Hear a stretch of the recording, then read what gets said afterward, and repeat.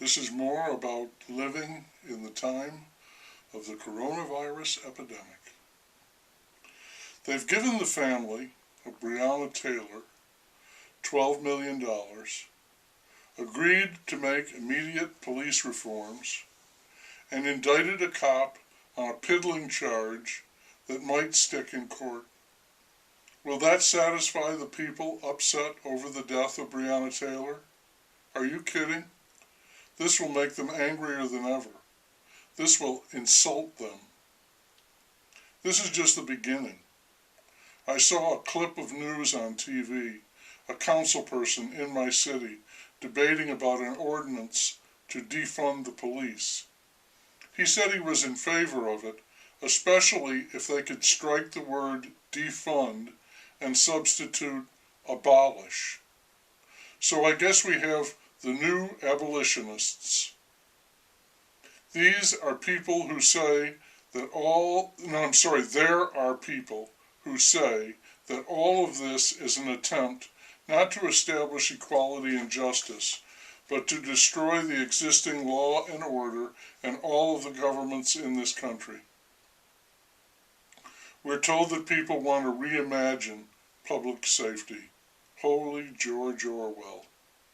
They also want to reimagine social justice and equality. In the words of the musical, we want our rights, and we don't care how. We want a revolution now. Generalizations like justice and equality are dangerous, and I think equality is especially touchy. If applied directly, strictly, at what might be called face value, perfect equality is socialism, share the wealth. And that kind of equality would have to be enforced, which is repressive. And so this shining equality is not as desirable as it may seem when it stands alone and looks for all the world to be perfectly fair. Radicals will shrug and say the world as it is now is not fair. If you want to make an omelet, you gotta break some eggs. I worry about Louisville. I have always liked Louisville. I like the way certain folks say Louisville or call it the Ville.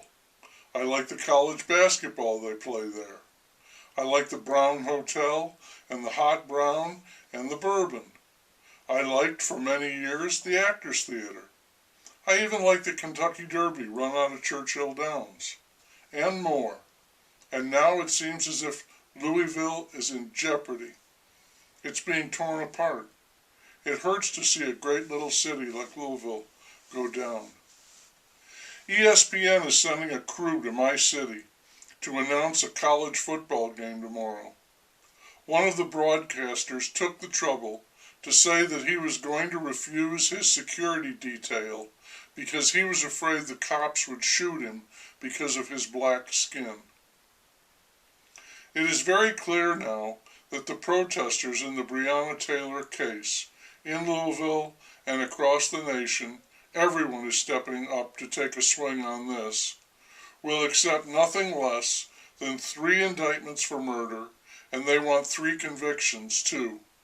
Like George Floyd and the others before her, Taylor has been transformed into a spotless martyr.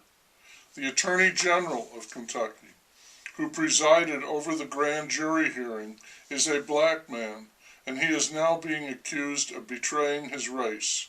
He is a coward and a dupe of the white man. Anything less than those 3 murder convictions will prove that the system is racist.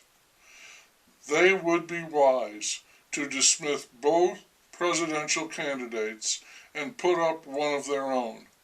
How about the saintly George Floyd? He's perfect. Vote for a dead black man as a symbol of white oppression. Spot on. This is very, very bad, and I do think that one more incident like this would be enough to topple everything. Portland, Oregon, so recently the joke for yuppie behavior, is now passing 120 days of protest and destruction. Again, people say this is an organized plot, funded by big money to destroy this country. And even if that is nothing but flypaper, it has all the force and appearance of being true. So, take your pick. Conspiracy to overthrow or systemic racism. The lines are drawn. Given the way people are acting beyond the natural forces at work, it is hard to be optimistic. I try to be factual, to keep it real in the year 0 CE. Samuel Pepys here as your reporter. This is the 100th report. I thought when I started there might be 20 or so. The first Sam had a very serious fire and a very serious plague. The demons now are nearly intangible.